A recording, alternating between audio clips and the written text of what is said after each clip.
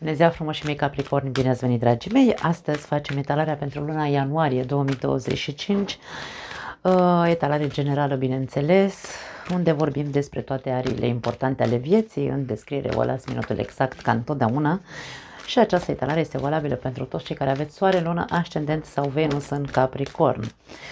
Nu voi trece mai departe înainte să vă felicit pe toți cei care sunteți născuți în luna ianuarie. Bineînțeles, aveți parte de o zi minunată și sărbători fericite, pentru că aceste etalări vor fi postate înainte de sărbători. Sărbători fericite, să petreceți frumos lângă cei dragi, ziua voastră să vă aducă multe împliniri, multă fericire și vă doresc un an nou minunat, dragii mei. Hai să vedem. Începem ca întotdeauna cu aspectul general al lunii, da? Ca întotdeauna, ca în ultimile dăți, cum v-am obișnuit în această etalare. Să vedem care este aspectul general sau energia lunii ianuarie pentru voi. Vom încerca să lăsăm cărțile să iasă singure în această etalare. Vreau să iasă energiile așa cum vor ele. Avem împlinire. Luna ianuarie se arată ca fiind o lună în care te vei simți împlinit sau va trebui să te simți împlinit, mulțumit cu ceea ce viața îți oferă, ori în această lună, ori cu ceea ce ți-a oferit până acum. Da? Este un soi de împlinire sufletească. Luna ianuarie îți spune, e momentul să te bucuri și de tot ceea ce ai în viața ta. Caută să te simți împlinit. Îmi vine un mesaj aici pentru cineva. Hai să vedem clarificări. La ce se referă această împlinire? 3 de monede, poate din punct de vedere, pentru unii dintre voi, din punct de vedere financiar, și justiția.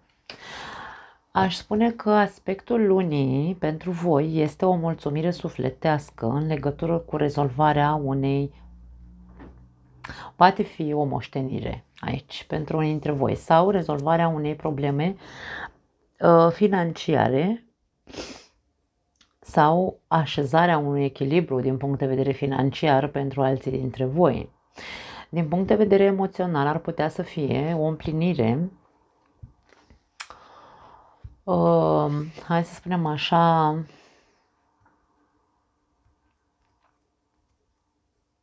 în care îți găsești, mie le spun împăcarea, nu știu de ce, o împăcare sufletească. Chiar dacă ești singur, chiar dacă ai o relație, ceva vei rezolva din punct de vedere emoțional, în așa fel încât, începând cu această lună, se așează cumva în tine acel sentiment de sunt mulțumit, Doamne.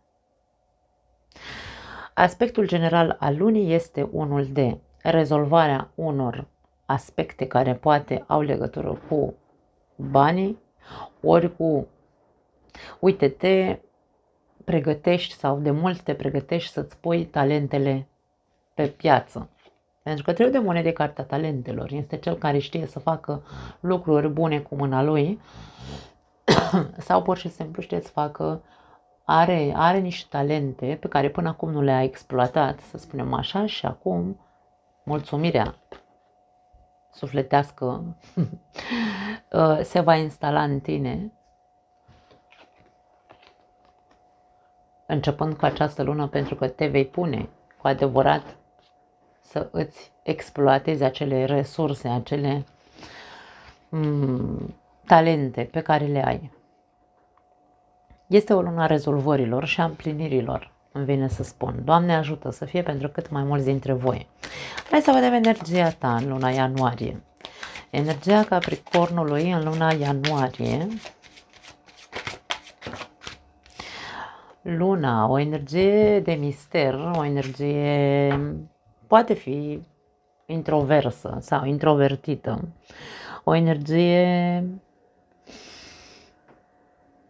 de temeri. Hai să vedem la ce se referă, ca să nu batem câmpii pe aici. Rege de spade și 10 de bâte, wow! E foarte asemănător.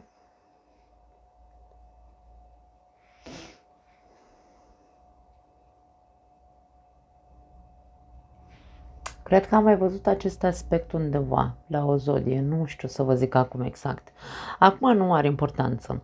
Energia ta este una, dacă ai frici, dacă vorbim despre frici, energia fricii, a temerilor, a inhibiției, a introversiei și a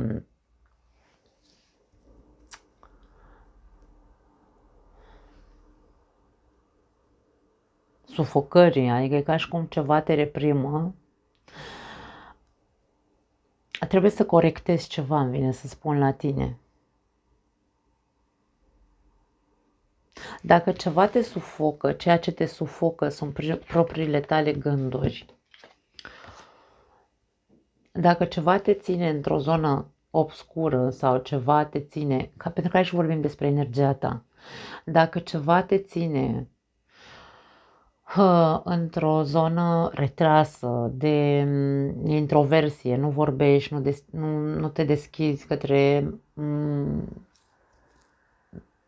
lumea din exteriorul tău, preferi să stai singur în tristețea ta, în contact cu sufletul tău, cu ce s-a întâmplat în trecutul tău, e momentul să începi să rezolvi această problemă.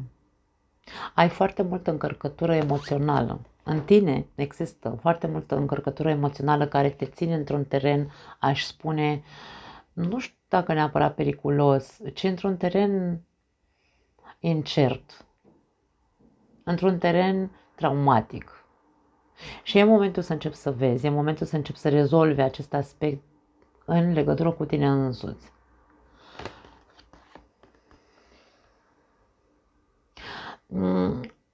Ai o intuiție foarte bună, dar intuiția ta se ghidează foarte mult. Adică e ca și cum tu îi dai o explicație intuiției tale în funcție de trecutul pe care l-ai avut. Tu îi dai o explicație prezentului tău în funcție de trecutul tău. Și aici nu e ca și cum, Doamne, rupe odată toate acele, taie toate legăturile cu trecutul din subconștientul tău, pentru că aici e ca și cum te domină subconștientul tău și tu nu vezi. Și poate că tu ca personalitate sau ca energie preferi să stai singur, încuiat în casă, pentru că ți se pare prea grea viața sau ți se pare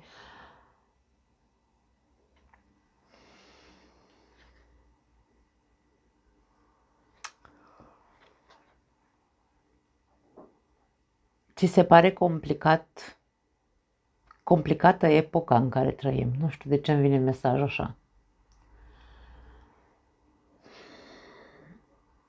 Foarte multe lucruri pe care tu le reprimi și tu trebuie să le scoți din tine. Trebuie să le expulzezi, trebuie să te descarci de ele. Sunt comportamente sau simțiri inconștiente, ca și cum te năpădește dintr-o dată o senzație de sufocare, panică poate fi pentru unii dintre voi. Deci energia ta este o amestecătură de multe chestii pe care tu trebuie să le conștientizezi, că ți îngreunează într-un fel sau dacă nu îți descarci acest suflet încărcat care te sufocă, aceste emoții sufocante, dacă nu le descarci, mie vine să spun că nu reușești să ajungi la această mulțumire sufletească în această viață. E momentul să începi să rezolvi anumite lucruri care nu te lasă să trăiești împlinit. Pentru că tu n-ai venit pe această viață, n-ai venit în această viață să trăiești inconștient. Regele de spade n-a vrut să iasă aici degeaba. Vrea să ne spună despre tine că trăiești prea inhibat, că trăiești prea încărcat de lucruri care poate nici nu sunt ale tale. Luna poate fi inconștientul colectiv, poate fi pot fi trăirile străbunilor noștri și n-au legătură cu noi. Foarte profund aici la voi, la unii, pentru unii dintre voi, n-are cum să fie pentru toată lumea, bineînțeles. Dar e momentul să începi să te observi, e momentul să vezi cu ce te poți alege din ceea ce tu ai trăit și te inhibă în momentul de față, pentru că aici vedem că regele de spade are cartea în mână, întotdeauna învățăm ceva. Indiferent cât de greu și de complicată ne-a fost viața, ceva trebuie să învățăm.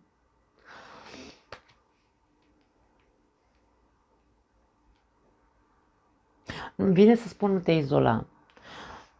Tu ai nevoie să-ți rezolvi aceste trăiri interioare care te duc către izolare și nu te duc către exteriorizare. Trebuie să descarci neapărat acea energie care te inhibă. Dar întâi trebuie să o faci conștientă, pentru că poate este inconștientă.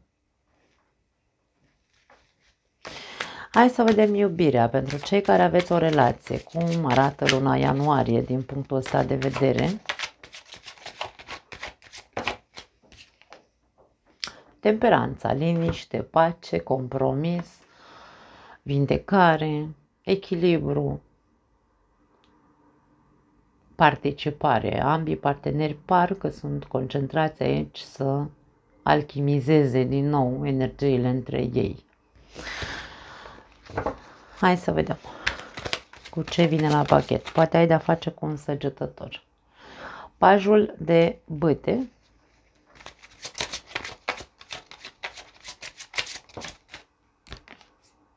Și împăratul, berbec sau scorpion pentru alții dintre voi. Aici este vorba despre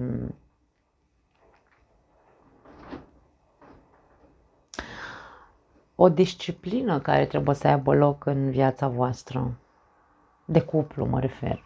Între voi. E momentul să începeți să vă disciplinați. Dacă ambii parteneri vor o relație liniștită, în care să se vindece anumite aspecte din relație, nu se mai poate trata această relație cu superficialitate. Pajul de bâte, pajii, toți pajii, înseamnă o energie superficială pentru că sunt tineri, sunt considerați adolescenți. Și aici vorbim despre persoane care au avut probabil probleme în relație, care au dus la un cert dezechilibru, ceva s-a întâmplat în relația lor. Dar acel subiect s-a tratat cu superficialitate. Aici avem nevoie de o mână de fier, cum ar veni. Avem nevoie de o atitudine de compromis a ambilor parteneri. Avem nevoie de un pic de conștientizarea faptului că avem nevoie de foc în relația noastră, cât de puțin trebuie să existe acel foc, acea intenție de a aprinde sau de a nu lăsa să se stingă focul între noi, și avem nevoie ca aceste lucruri să le facem într-un mod matur și disciplinat. Deci aici nu este vorba despre lăsăm relația de izbeliște. O reconstruim pentru că împăratul înseamnă structură, o repunem pe picioare pentru că temperanța înseamnă echilibru. Nu într-un mod superficial, nu într-un mod ca la carte, cumva. Dacă ne apucăm să reconstruim și să reechilibrăm relația și să ne reconectăm, să ne compromitem, o facem într-un mod sănătos și cu o anumită normă, să spunem așa, cu disciplină. În fiecare zi facem câte ceva. E nevoie să se introducă, hai să numim așa, mie vine să spun, dacă există duritate a unuia dintre parteneri sau rigiditate într-unul dintre parteneri, trebuie să se introducă încet, pentru că pajii sunt energii, cum am spus, mărunte, dacă vreți. Încet, îl conștientizăm sau ne conștientizăm unul pe celălalt când suntem în această energie de structură fixistă în care în rigiditate și nu mai există hai să spunem așa, nu există flexibilitate, da? Și încet, încet, dacă asta ne dorim amândoi, pentru că suntem adulți, aici vorbim de persoane adulte, mature,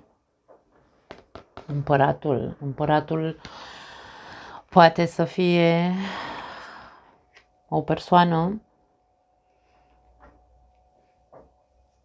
până în 60 de ani.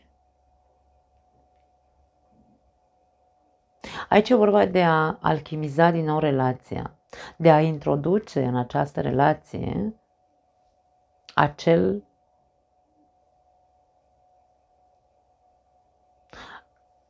acea scânteie să existe din nou sau să nu dispară, să nu se stingă niciodată.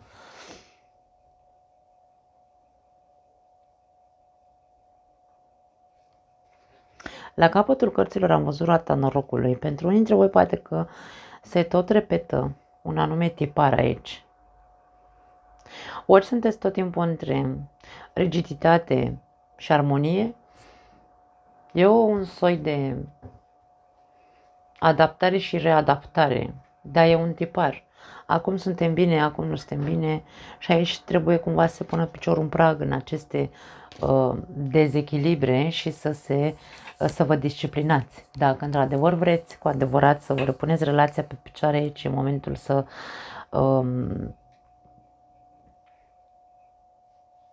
impunem anumite reguli pe care să le respectăm amândoi. Da. Hai să vedem un sfat pentru voi.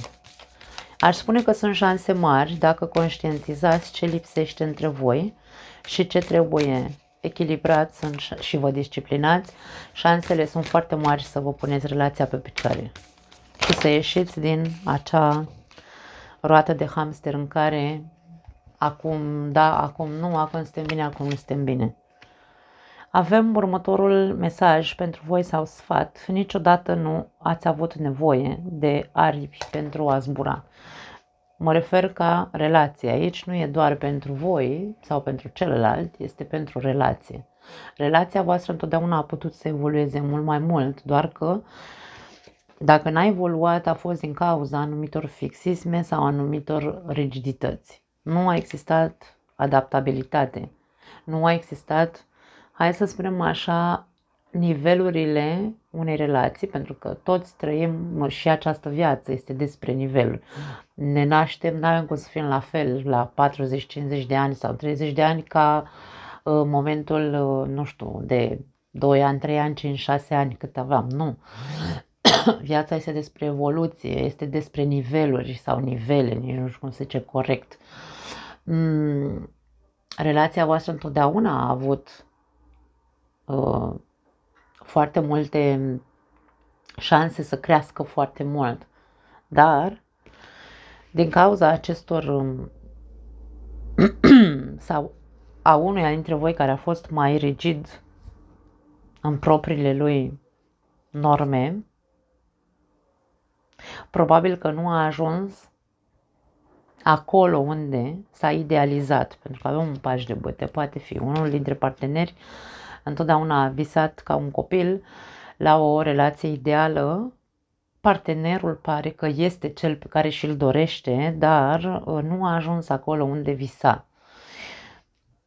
Se poate ajunge, da, dacă introducem disciplina și dorința este comună și nu uităm niciodată că nu trebuie să dispară dintre noi focul. Se insistă mult pe acest aspect.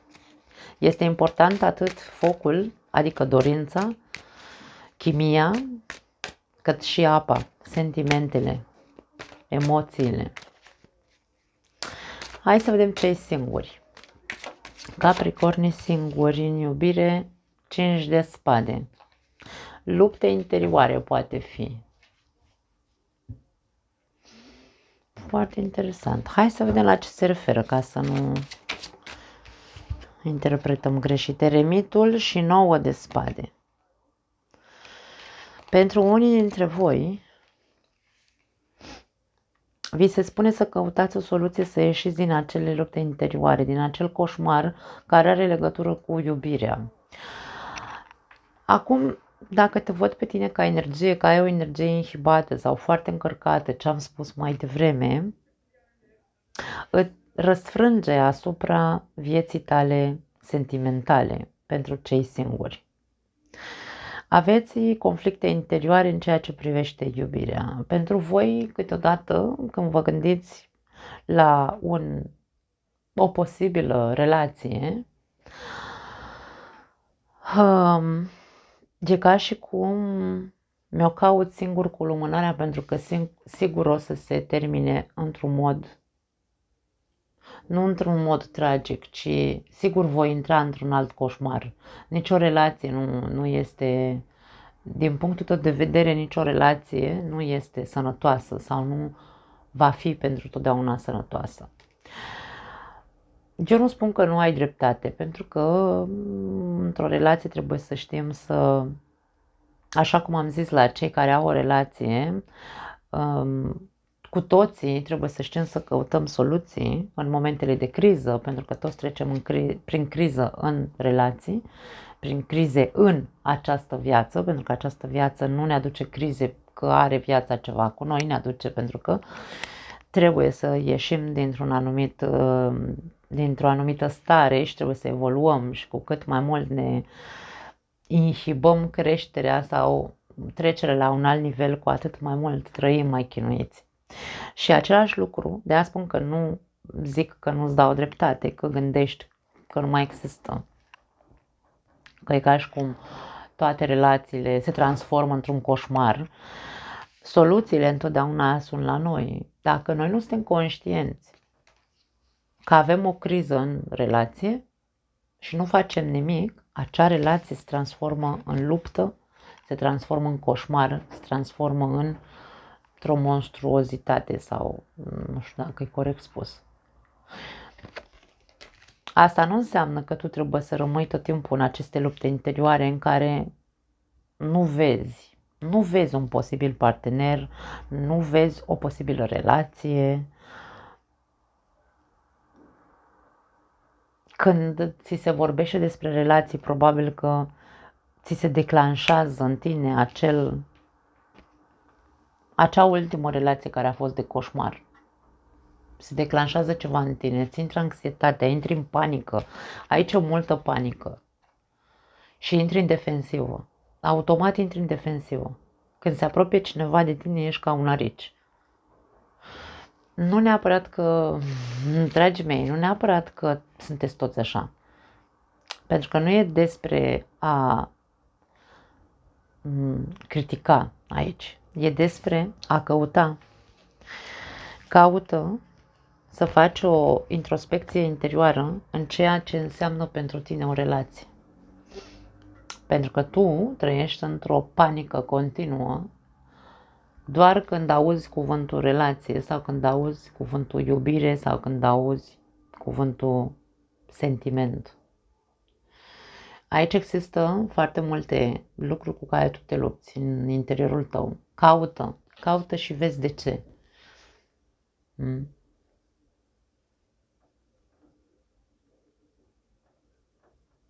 Doar tu poți să rezolvi lucrurile astea din interiorul tău în legătură cu iubirea.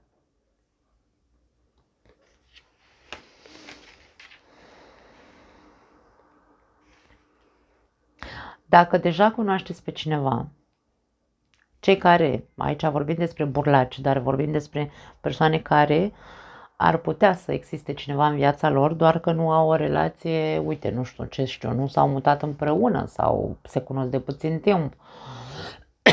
Pentru voi ar putea să existe varianta unei certuri în această lună. Vă certați aiurea, îmi vine să spun.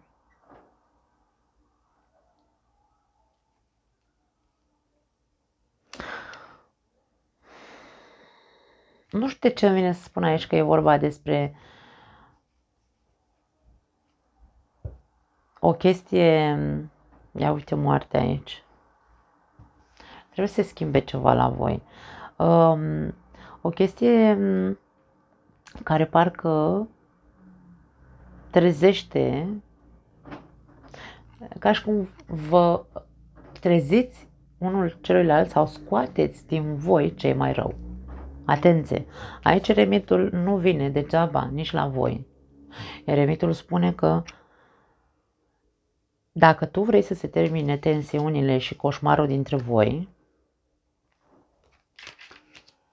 certurile astea în care scoateți cei mai rău, scoateți veninul sau vă înveninați unul pe celălalt, eremitul vine și spune că atât timp cât nu tratăm cu înțelepciune, nu ne tratăm sau nu ne observăm ieșirile, celălalt nu își observă ieșirile, în continuare veți face același lucru. Deci este o autoobservare. Dați-vă un timp, îmi vine să zic aici, în care, pentru cei care cunosc deja pe cineva și vedeți că aveți atmosfera asta de arici și de pisici, aici avem o pisică zbârlită, că îi simte coșmarul ăstuia. Energia dintre voi nu este una sănătoasă, dați-vă un timp. Eremitul cere izolare, eremitul cere meditație, vedeți ce se întâmplă, de ce? De ce scoateți ce e mai rău în voi? Și schimbați acest aspect, pentru că aici avem moartea. Faceți curățenie. Hai să vedem un mesaj sau un sfat pentru voi.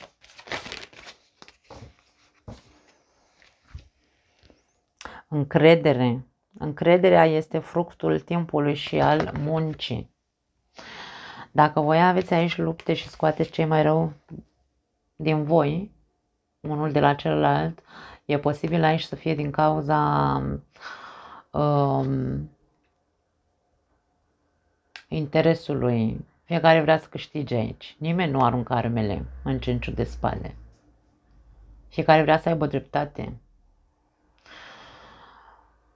Poate fi gelozie, posesivitate, cinciul de spade. Atenție! Dacă vorbim despre acest aspect, căutați soluții să vă rezolvați această problemă interioară. Pentru că aici e vorba despre încredere.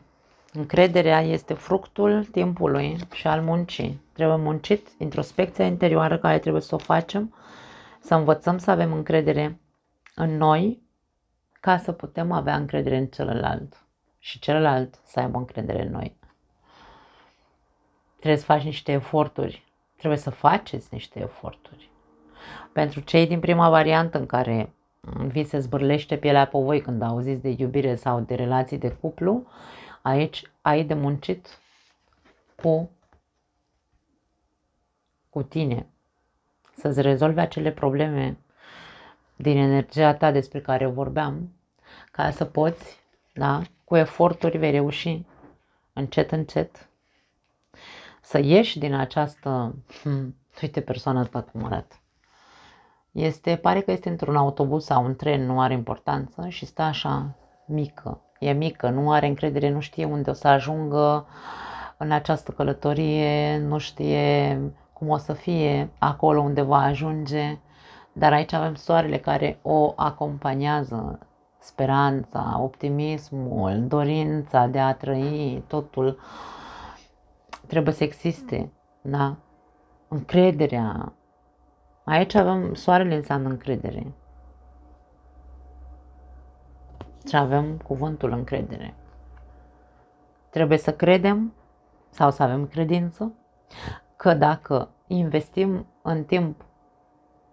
investim timp și eforturi, putem să ne facem bine și putem să ne deschidem către relații de cuplu. Foarte tare aici. Premieră a ieșit acest mesaj, să știți. Hai să vedem carieră, finanțe, job, proiecte în această lună ianuarie pentru voi. 7 de monede.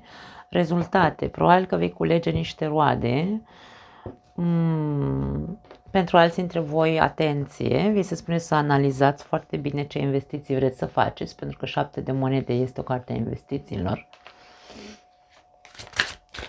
Este o carte a așteptărilor. Poate trebuie să ai și răbdare din punct de vedere financiar. Wow, 6 de monede. Aici cu recompense, dragii mei, ceva, e ca și cum ceva vi se... Nu că vi se oferă, că vine, Doamne, Doamne, să-ți umple sacul cu bani. Este ca și cum...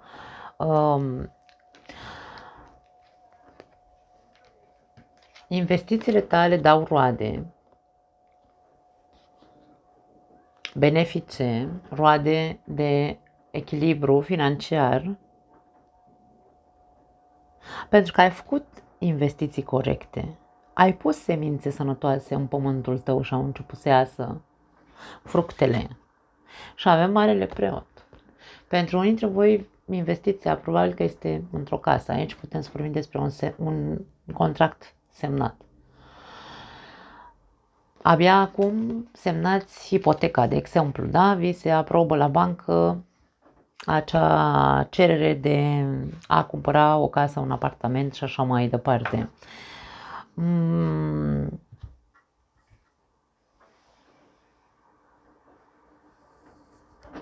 Pentru alții dintre voi poate fi meritul vostru.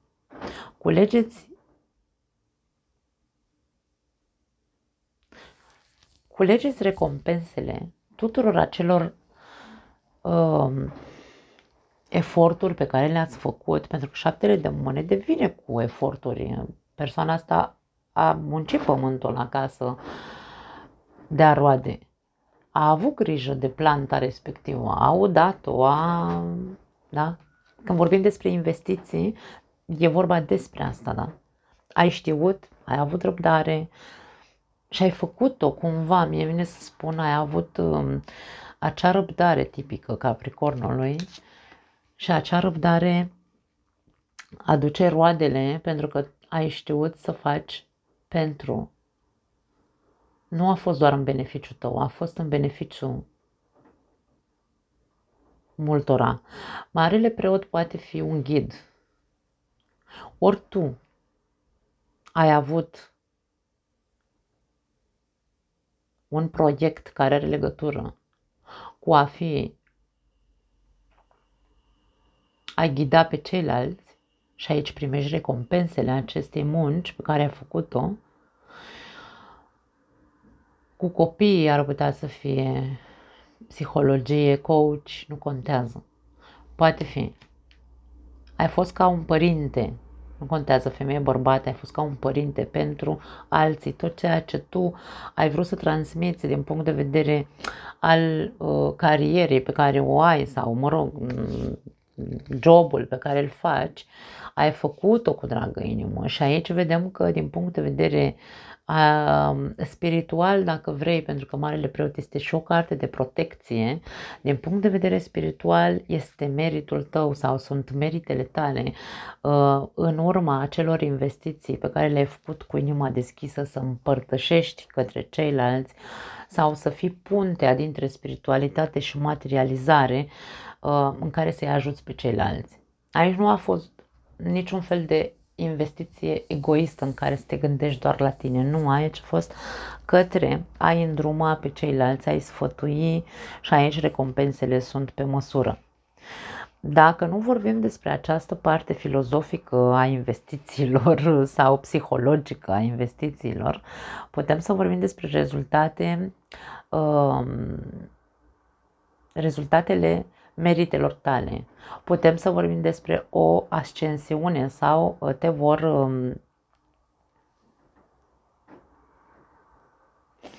promova cumva la locul de muncă, cred că se zice, nici nu știu cum se zice în românește corect.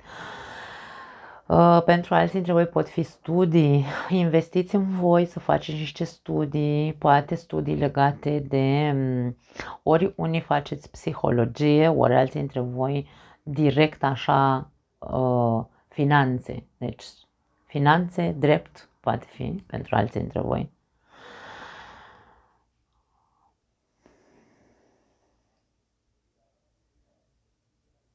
Dar insist pentru Ceilalți care am spus, am simțit din start chestia cu semnarea unui contract de casă, ori casă, teren, apartament, nu are importanță, da?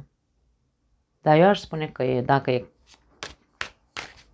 n-aș spune că e apartament, pentru că aici vedem teren, teren și plante, animale, din nou vedem și animale, iepuri, poate ți iepuri,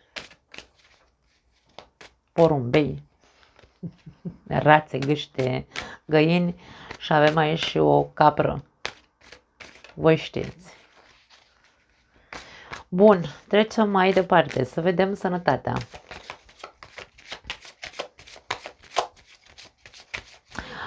Poate fi și dezbaterea unei moșteniri pentru alții dintre voi. Pentru că Marele Preot este cartea familiei, să zicem așa. Poate fi semnarea unei moșteniri. Ajungeți în sfârșit, după îndelungi așteptări, 7 de monede, după îndelungi așteptări sau amânări, în luna ianuarie sunteți chemați la notariat să dezbateți acea moștenire. Se va împărți totul 50-50 sau într-un mod egal, corect, cel puțin, între membrii acestei familii.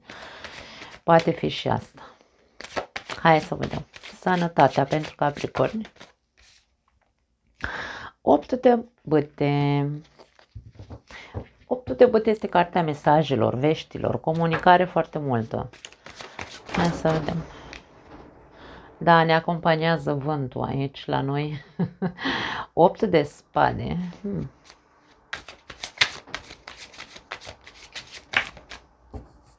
Și 2 de cupe, ia uite. Dragii mei, aici e vorba despre un pact. Avem magicianul. Poate fi pentru unii dintre voi e un fel de pact. Veți primi răspunsul în cazul în care așteptați niște analize sau, nu știu, niște probe.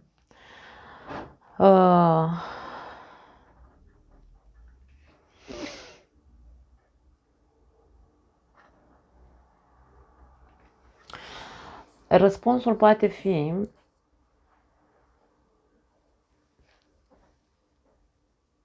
unul care te va pune între ciocan și nicovală. 8 de spade. Într-un fel sau altul te va, nu știu dacă neapărat te va dezamăgi, dar te va încarcera într-un fel sau altul. Te va face să-ți dai seama că te-ai băgat într-o zonă, din punct de vedere al sănătății, ești într-o zonă periculoasă, care dacă tu nu iei măsuri, e posibil să nu se mai găsească soluții la problemele pe care le ai.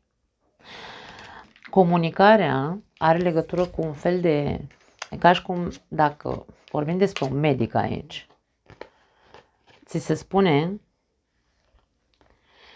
că dacă nu, pentru că aici este conotația pactului, ți se spune că ești unde ești din cauza anumitor decizii pe care le-ai luat și e complicat să te mai scoată de acolo dacă nu faci ceva în privința asta. Voi știți. Pentru că nu-ți vor place, nu-ți va plăcea conversația pe care o vei avea cu medicul tău, de exemplu. Sau, nu neapărat că e medicul tău, ci sunt persoanele dragi care țin la tine. Îți spun, băi Ioane, băi Marie, ce faci cu tine? Pentru că uite unde te bagi. Nu că uite unde te bagi, uite unde te-ai băgat. 8 de spade, cartea buclei. Te distrugi. Nu-ți va plăcea, dar va trebui să conștientizezi. Pentru alții dintre voi poate că sunteți de mult în această poziție, din punct de vedere al sănătății nu sunteți bine. Și aici vorbim despre Dacă tu te deschizi la informații, dacă tu conștientizezi anumite lucruri în ceea ce privește, să nu uităm că 8 de spade sunt blocaje mentale. Da, să nu uităm. Dacă tu, din punct de vedere mental, sau dacă tu îți schimbi mentalitatea, sau nu neapărat mentalitatea nu o schimbă nimeni, o renovăm dacă vreți. Ne deschidem către a învăța lucruri noi, ne deschidem către a fi optimiști, ne deschidem către a căuta vitalitatea, a căuta să avem voința să ieșim din acest blocaj mental, din această buclă mentală care ne face foarte mult rău fizic în corpul nostru. Da? Și aici ca și cum dacă tu te apropii din nou, nu să vorbești despre ceea ce ți se întâmplă, pentru că tu dacă ai o boală și te duci și stai de vorbă cu prietenii tăi și toată ziua nu faci decât să te plângi, aoleu, am 15 milioane de boli și doar despre asta vorbesc. Nu, aici combinația asta nu spune du-te și plânge-te la prietenii tăi. Nu, aici combinația asta spune că tu ai nevoie să te deschizi, să începi să discuți lucruri optimiste, lucruri în care să despre ok, conștientizez că am boala asta sau 15 milioane de boli, conștientizez. Comunic cu persoanele apropiate sau cu persoanele dragi, care poate mi-au și zis, vezi că te duci la vale, fă ceva și încep să preiau idei, încep să caut cum, din punct de vedere psihologic, să mă deblochez. Pentru că în momentul în care mă deblochez din punct de vedere psihologic și ies din bucla asta, este imposibil să nu se întâmple ceva. Este imposibil să nu... Da? Am 2 cărți extraordinar de pozitive aici. E un fel de fă un pact cu tine. Pentru că bucla e a ta, 8 de spade al nostru, nu e al nimănui. Nu e al cuiva, pardon, asta am să zic. E al nostru. Eu am mai spus toate la Zodia Capricorn că toate bolile din corpul nostru pleacă de la cap, din capul nostru. Și am fost aici foarte criticat de o doamnă care îmi pare rău pentru ea. Dacă nu îți vezi bucla mentală, nu te poate ajuta nimeni. Despre asta e vorba. Nu vorbim... Acum avem magicianul aici și eu nu vorbesc de miracole. Eu nici nu-mi permit să vorbesc despre miracole. Miracolele se întâmplă doar în momentul în care suntem deschiși. Dacă aici suntem strâmtorați, pentru că 8 de spade e bucla noastră și noi trăim în acea buclă în care se transformă în coșmar și se transformă în tragedie. Coșmar, 9 de spade, tragedie, 10 de spade. Dacă nu vedem unde ajungem, cum ajungem la tragedie, pentru că pleacă din bucla noastră, degeaba stăm și vorbim aici ca ai vers pe pereți. Degeaba stăm și vorbim doar despre ce mi se întâmplă din punct de vedere că tu poți să-mi povestești mie că ai 15 milioane de boli. Ce faci cu ele? Ce faci cu vorbele alea? Ce faci cu bolile alea? De unde sunt bolile alea? E imagine de terapie aici. Imagine de terapie. Ai fost la terapie? Câte ședințe de terapie? Cât de mult te-ai deschis la terapie? Nu pot să zic altceva. Miracolele nu se întâmplă stând și așteptând să ne vină, Doamne, Doamne, să ne mântuiască. Nu e despre asta. Dar dacă nu ieșim din bula noastră, nimic, nicio informație nu va ajunge la noi, nicio informație, și dacă ajunge, nu o băgăm în seamă, că ne intră pe aici și ne iese pe partea asta altă. Nimic nu se poate întâmpla, niciun miracol nu se întâmplă dacă nu suntem deschiși să conștientizăm ce ne facem singuri cu mânuța noastră. Nu pot să zic altceva, trecem mai departe. La ce trebuie să fii atent în luna ianuarie? Ia uite. Asul de cupe. La partea emoțională, aș spune. Nu la iubire sau la partenerul de viață. Eu aș spune că trebuie să fii atent la partea emoțională. Hai să vedem de ce. Rege de cupe. Și rege de monede. Este vorba despre fii atent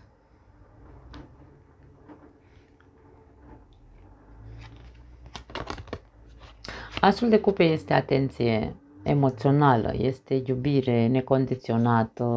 Nu spun să începi să iubești necondiționat pe toată lumea, nu, Doamne ferește.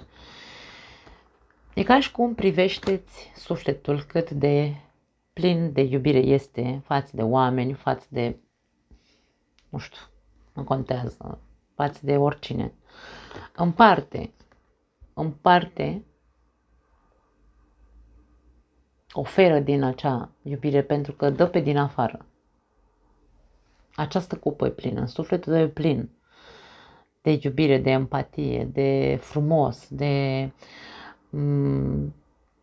blândețe, de înțelegere. Ca și cum trebuie să știi cu cine să împarți din această inimă mare pe care o ai. Dar aici se spune să o faci într-un mod concret. Persoanelor care merită, cumva. Nu arunca cu iubirea către cei care nu o valorează. Pentru alții dintre voi trebuie să fiți atenți la, poate, de ce nu la relația voastră, să fiți mult mai inimoși cu partenerul de viață. Mult mai, sau să vă deschideți și pentru cei singuri, dragii mei, că trăiți aici un coșmar și vă faceți arici când auziți de iubire. Și la voi la fel, aici ai o inimă mare, de ce să nu o umpli? De ce să nu lași pe nimeni să intre în viața ta? Pentru că dacă ni se spune să fii atent, la ce să fii atent și a ieșit asul de cupe, nu putem să dăm o altă interpretare. Fii atent la persoanele care vin către tine cu intenții frumoase, cu vorbe frumoase, dar nu cu vorbe frumoase false. Nu e despre asta, pentru că tu ai o intuiție foarte bună, intuiția ta o să zică ăsta da, ăsta nu. Pentru că aici avem ceva ce se va concreta. Sunt persoane, pentru unii dintre voi avem persoane serioase cărora voi probabil nu le dați nicio atenție. Nu pot zic altceva. Dacă aveți o relație, fiți foarte atenți la partenerul de viață, la relația voastră în această lună. Oferiți cât de mult puteți în relația voastră. Pentru că aici vedem că se împământează sau se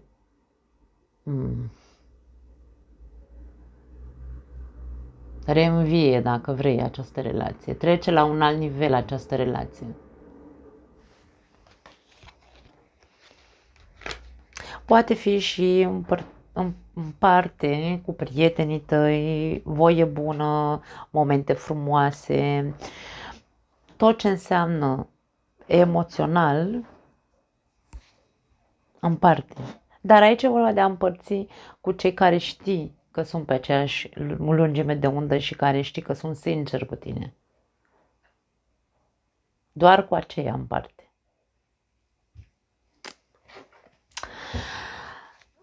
De ce lucru ar trebui să se bucure Capricornul mai mult în luna ianuarie?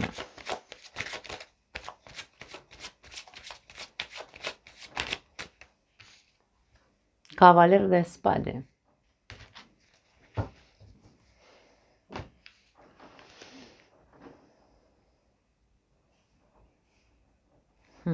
Vreau să clarific. Nebunul. Interesant. Și 9 de bâte.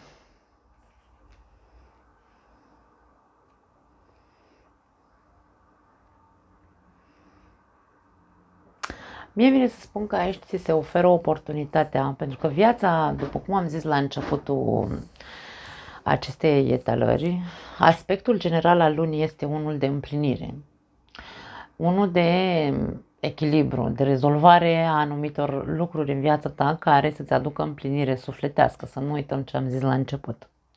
Dacă viața în această lună ianuarie se deschide către tine și îți spune, Capricornule, vreau să fii împlinit, vreau să fii fericit, îți dau anumite lucruri, îți oferă anumite lucruri în care tu să te pui pe picioare, justiția, prima carte, da?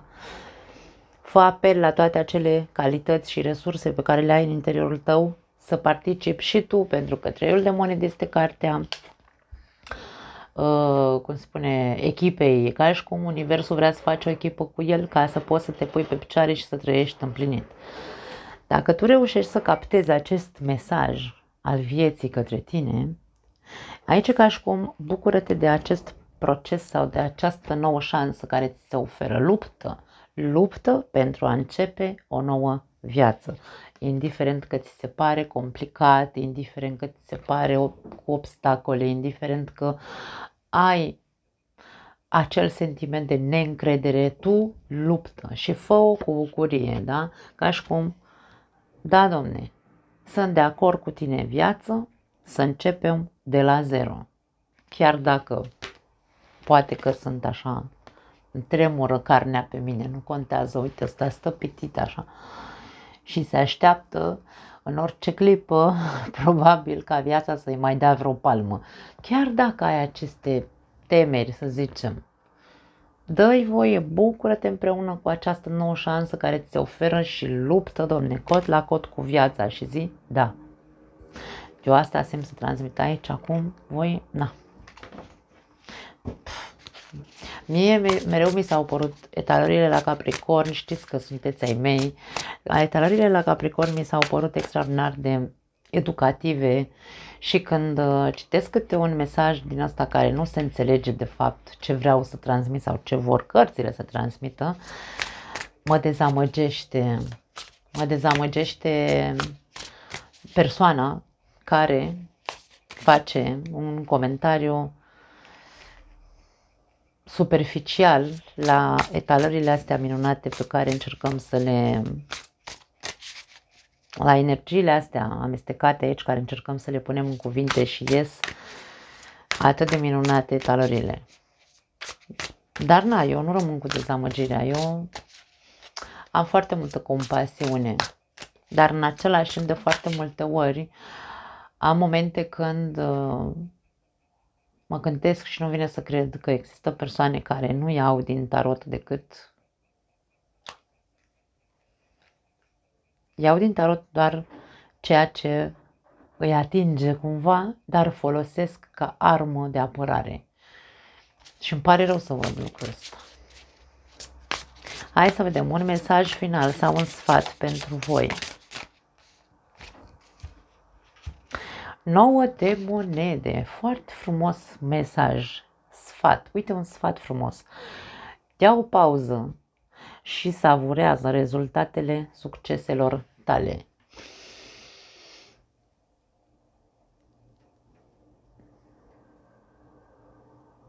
Din ce am văzut în această etalare, eu văd aici succese pentru mulți dintre voi. Când am vorbit pe plan profesional, al carierei și așa mai departe, vedem că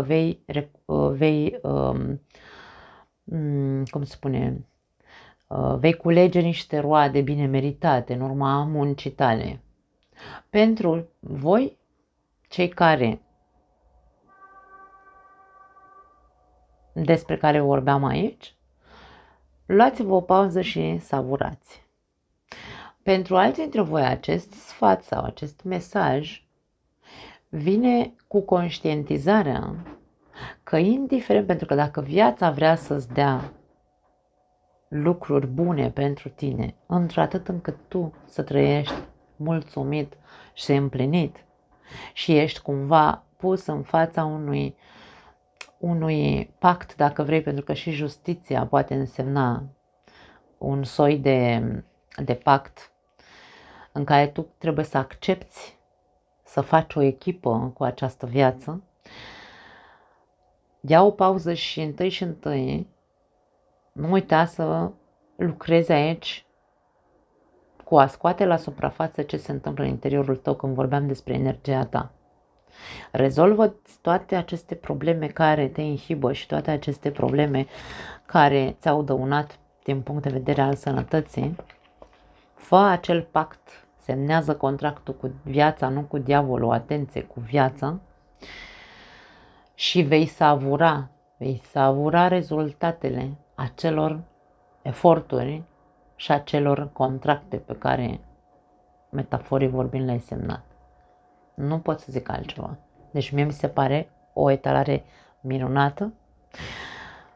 Vă aștept să-mi spuneți dacă vi se pare la fel de minunată. Nu mai am altceva pentru voi. Vă pup, vă iubesc și ne vom vedea în continuare aici. Pentru cei care vor să mai rămână în continuare aici. Ne vedem data viitoare. Ciao!